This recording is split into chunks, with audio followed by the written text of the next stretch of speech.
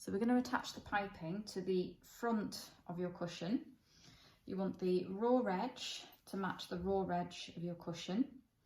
I'd suggest starting in the middle on the side. And then what we're going to do is take it to the machine, still with your zipper foot on, and we're going to sew again now, as close as we can, just over the same stitch that we've just done previously, all the way down.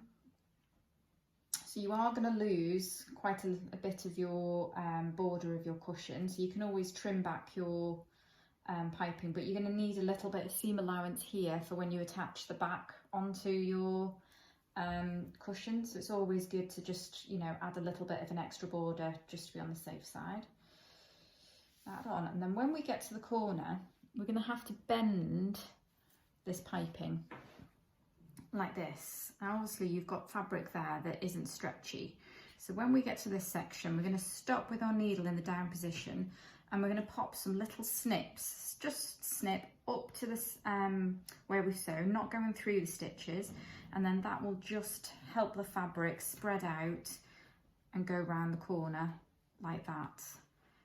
Okay, and your piping will bunch up, but then once you've turned it out the other way, it should sit lovely, and you'll end up with a little bit of a curve on your cushion. So I'll just demonstrate that now for you. So my piping's on the side of the cushion. We're going to start sewing about 1 inch down where we started sewing earlier, so we've got a nice gap here. I've moved my needle over to the left position like I did before. I'm going to sew all the way to the corner.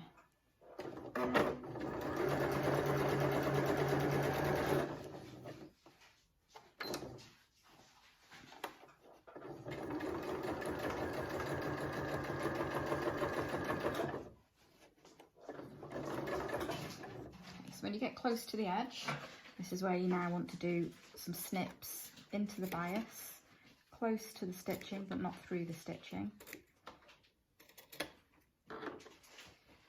And this will help it go around the bend.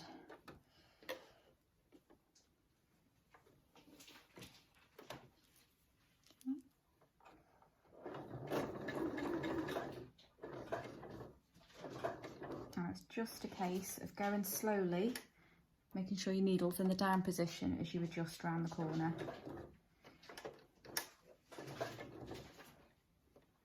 And then lining up the bias tape against the next side of the cushion.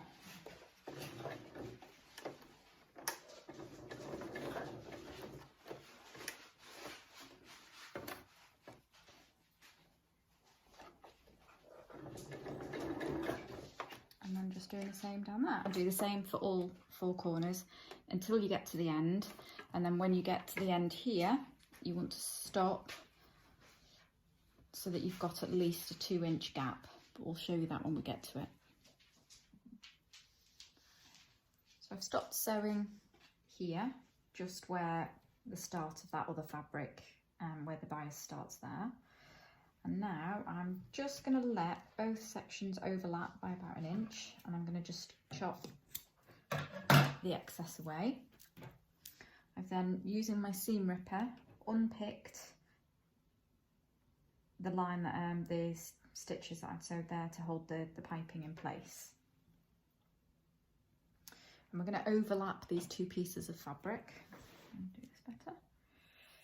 And we're going to cut the piping so that they butt up against each other, so that they're nice and even. But we're going to do that so it's just inside the fold. So if I can do that easily, there we go. So I'm going to put one piece of fabric inside the other, and then I'm just going to cut that piping.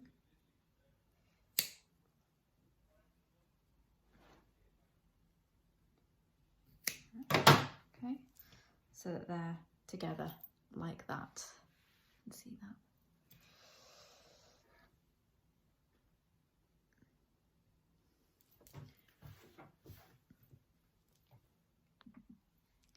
So now I'm going to overlap the 2 fabrics. So one goes inside the other with the piping in the middle.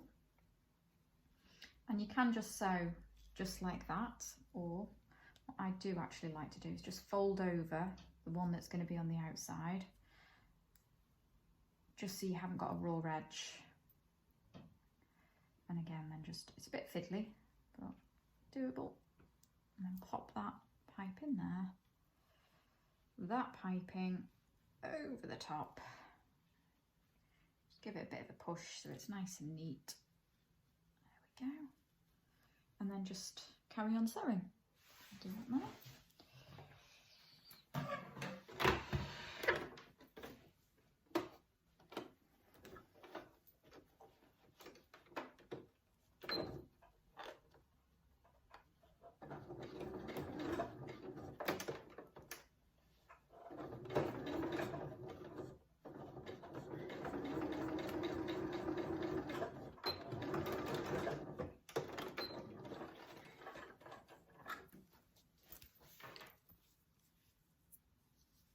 And that's it finished.